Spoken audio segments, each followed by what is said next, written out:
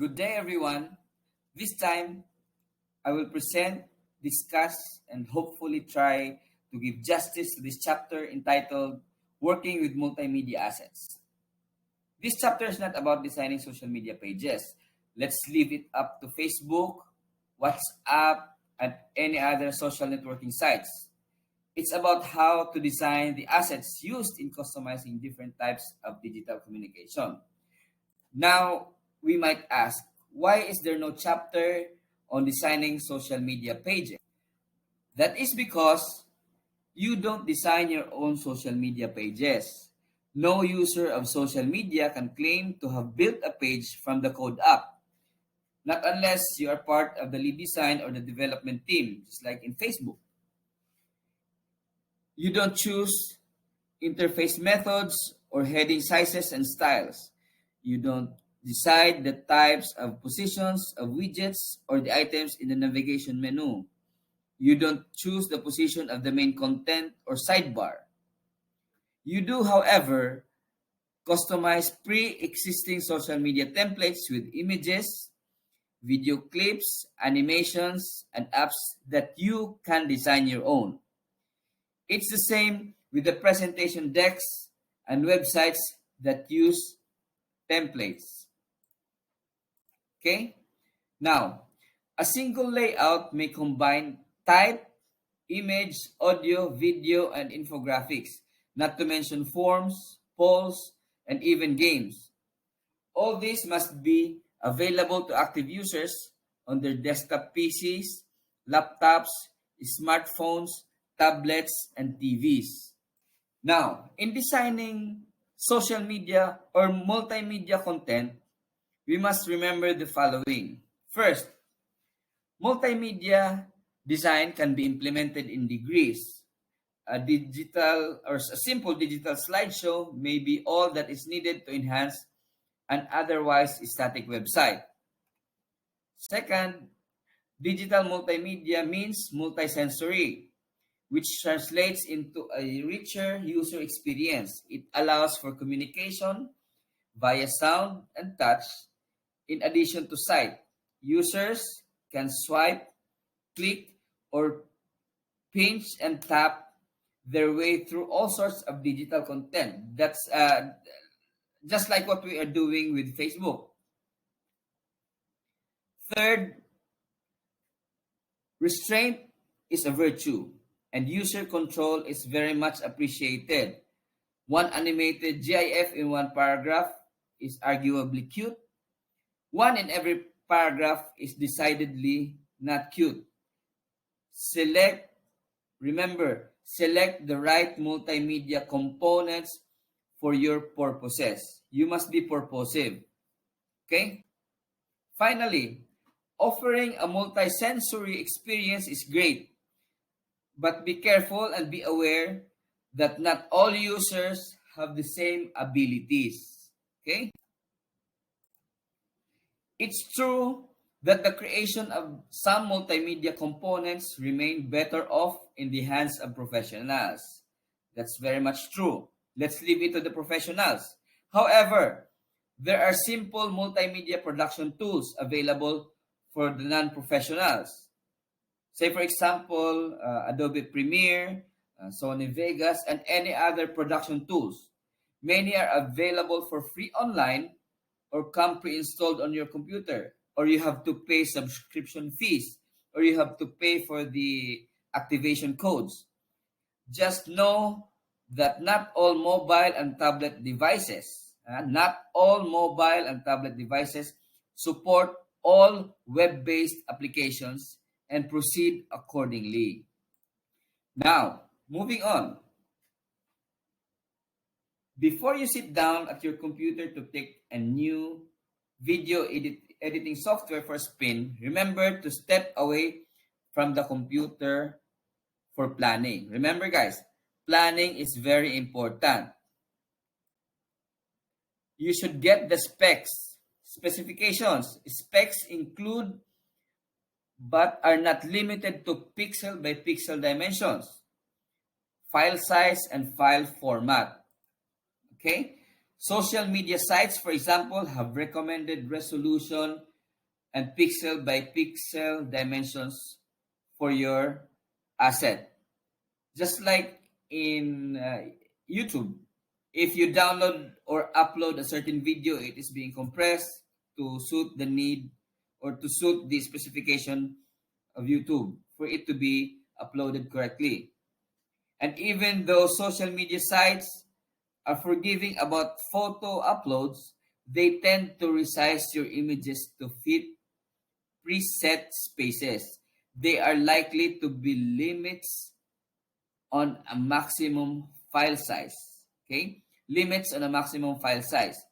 Then video sharing sites may only accept video rendered in certain formats. Okay?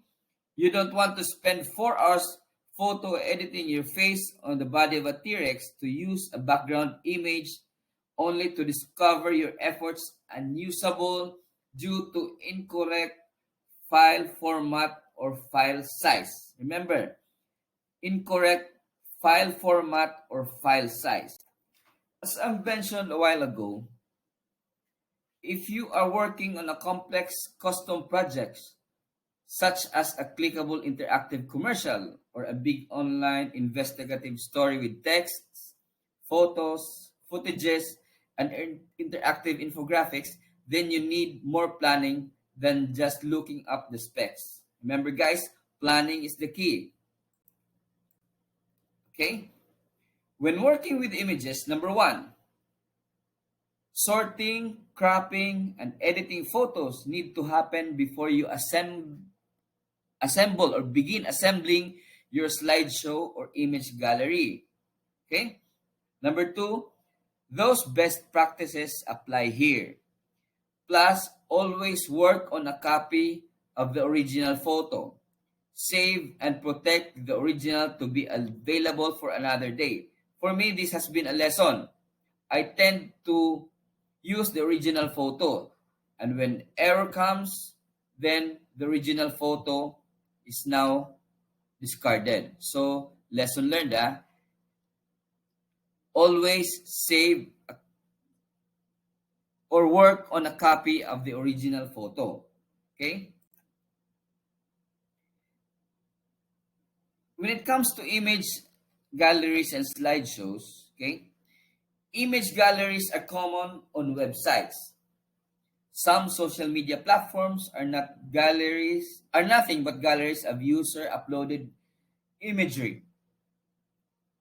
Galleries allow the user to scan many images at once.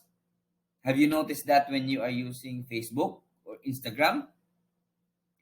Interactive galleries allow the user to click through, sort, and search a set of images to suit his or her own needs and interests. Some photo editing programs have the ability to generate web-ready image galleries from your selected images. There are tons of photo editing programs available on the internet. Some free or some are paid.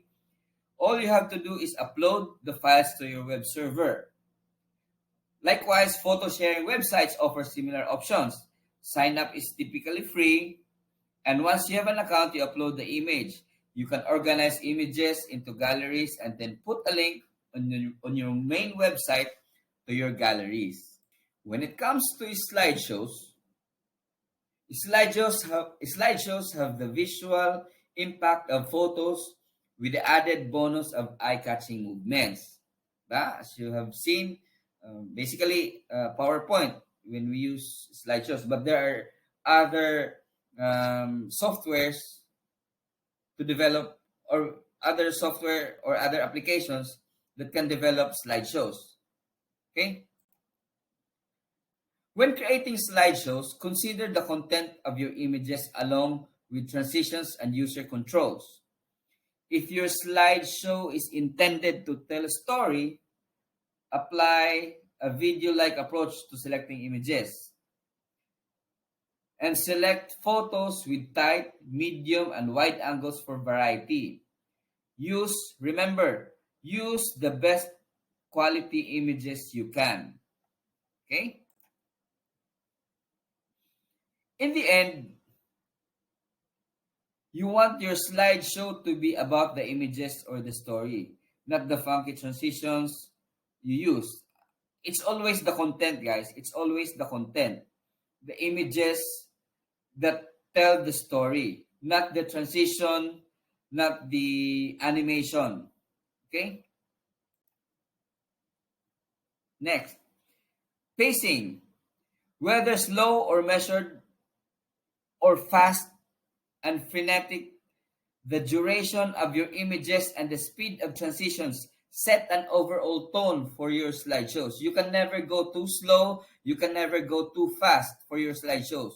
If you expect the viewers to absorb and appreciate your slideshows content, give them enough time to do so. Remember, we as humans tend to be visual. We absorb more information when the images are clear, when the slideshows are clear, and when the slideshows are timed enough for us to be able, or for the viewers to be able to absorb the idea that is being depicted for that particular slideshow. Okay? The Ken Burns effect is a gradual simultaneous zoom in or out and panning across still images in the slideshow. Burns uses the technique when featuring historical photographs, letters, and maps in his documentaries. The effect is readily available on a consumer-grade video software, but apply it with caution. Use it if the technique will enhance the slideshow's communication function, not because you think it looks cool. Okay? We will try that later on with our demo using our software. Okay? Captions and cut lines. 1. Make the caption or cut line go with the image. Okay? 2. Don't state the obvious. For example, a photo of a black dog doesn't need a cut line that reads, "This is a black dog." That's too obvious. That's too boring. 3. Do cover what's not obvious but relevant, such as a photo's double use. Okay? When we say double use, what, when, where, why. Okay? To loop or not to loop. You can set a slideshow to loop continuously for a particular number of times before stopping. Your choice here depends on where your slideshow will be displayed. If it is to be the backdrop of a web banner, then a subtle continuous loop might be appropriate. Pick just one. Don't let your slide transitions outshine your actual slides. Pick one simple transition style and stick with it. Simple is always good, and it's always a better choice.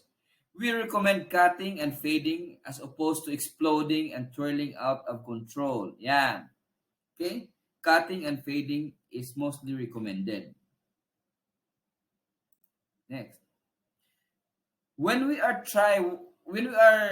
working with audio,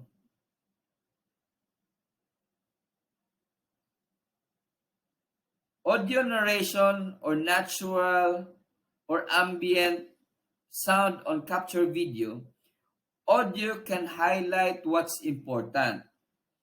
It also reinforces tone and mood. Okay? The basics is use ambient audio sparingly, especially for trigger sounds like button clicks. A little goes along the way. Background music enhances the overall tone and message of the project. It should not be expected to set the tone by itself. Okay? There are many videos wherein sound effects are quite deafening. It does not go well with the images that are being presented. Next, give your user controls, preferably start, stop, pause, and volume. We have all been blown out of our desk chairs by a web soundtrack that was a big surprise.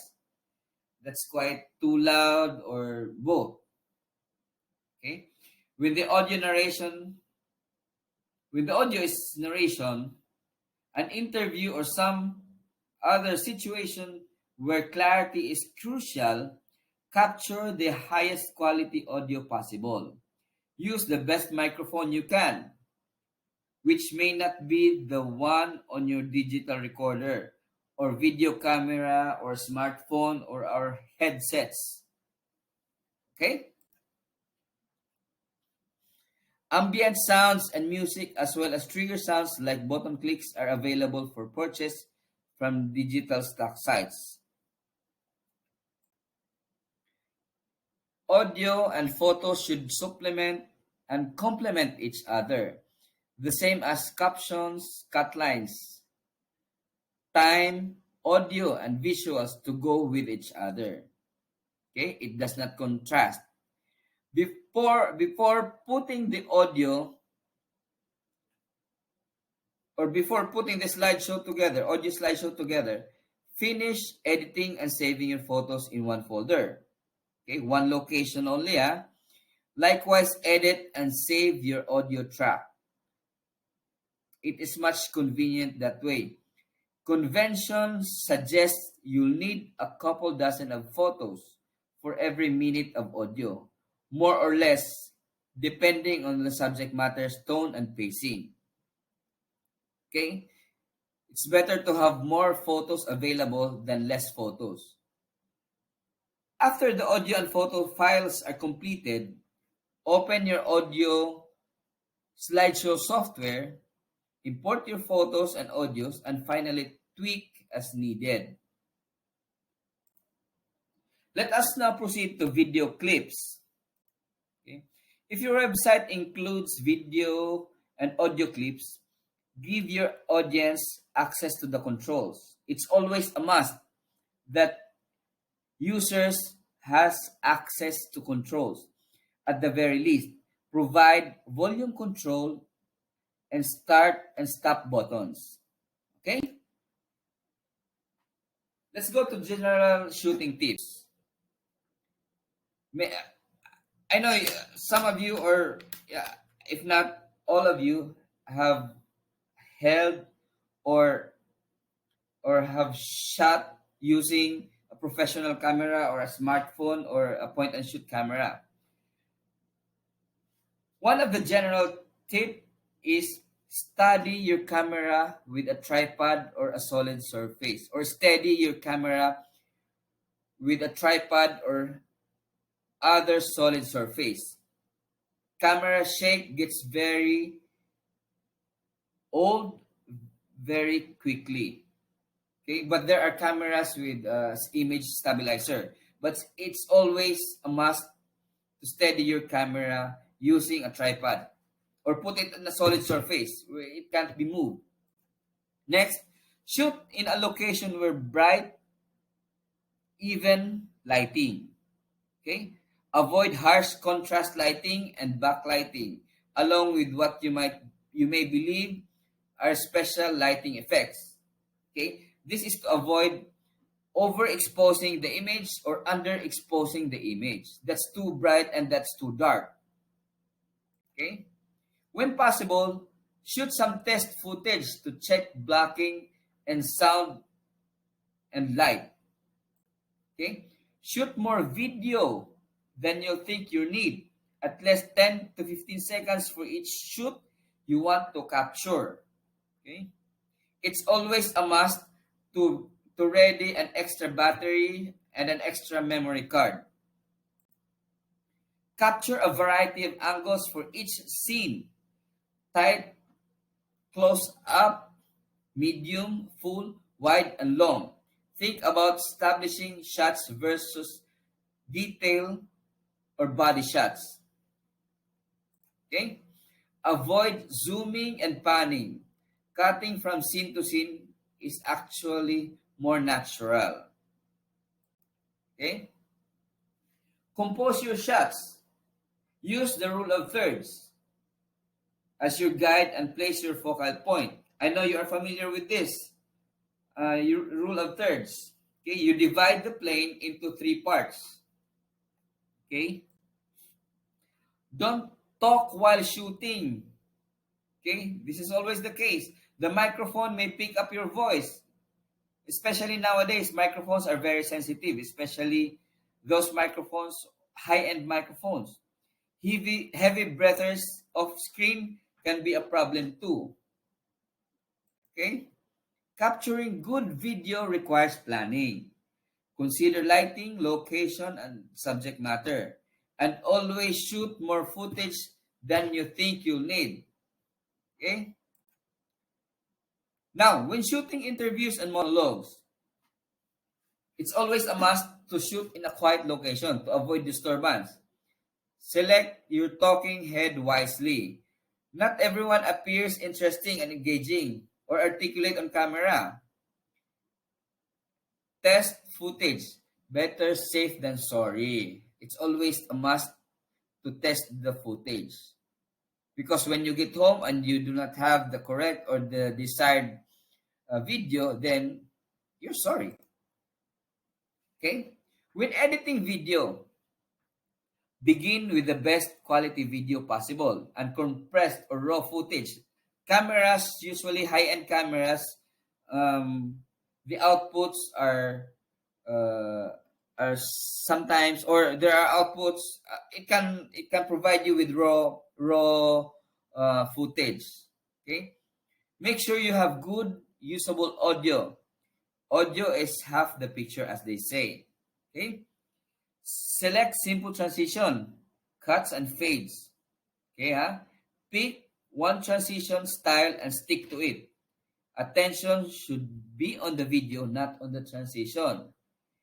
This is how we convey the story. Okay, later on we will try that with our software. Try to keep overall video duration short. In multimedia contexts, viewers can drop out in seconds. Okay, most casual online video viewers only hang around for 2 to 3 minutes. It's usually boring when it gets long. Okay, don't forget title and card slides if needed, and a poster frame. A poster frame is an image that serves as the icon for your final video. A poster frame can be a still selected from the video or a graphic created in another program. Okay? When adding text to slides, style for contrast and readability. Heavier sans serif fonts and at larger size will generally work well. Make sure to keep all text within the title's safe boundary. Next, video encoding. After editing, encoding is the next step in making a video. There are many file formats out there, and choosing the right one takes a little research. Video sharing sites, for example, often post file size and format requirements. Meanwhile, different software and hardware brands peddle their unique file formats. So video encoding is like video rendering. It depends on your size, it depends on your assets, it depends on the audio. How long will it take to encode a video? How long will it take to render a video? Sometimes I've tried that myself. Sometimes it takes 24 hours or longer than that to render a video, depending on the output that is being sought, that you desire. So if it's HD or Ultra HD, the size may take up too much of your hard drive. That's why it is suggested that you study what type of output that you require. Okay?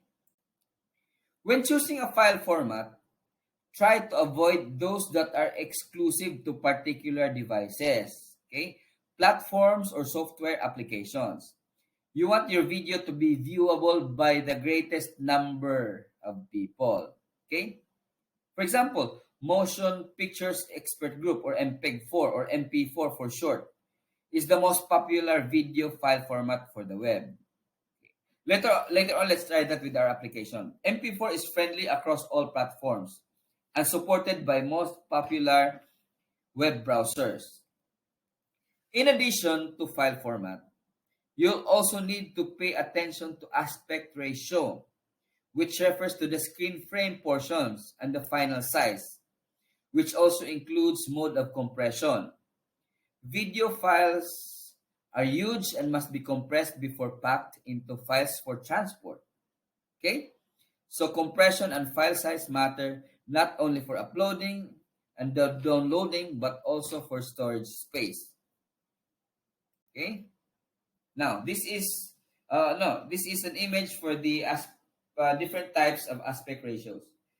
4 by 3, pillbox, 16 by 10. I'm sure you are familiar with this. Okay? Animation. Okay? Animation. The simplest digital animation work on the same principle as original hand-drawn animation. Have you seen I know you have seen cartoons. Usually cartoons are hand drawn. Hand drawn. Tom and Jerry cartoons are hand drawn. But now they are using CGI, computer graphics. Okay? A series of images before, but now they are using CGI graphics. The digital animation rate is approximately 30 frames per second.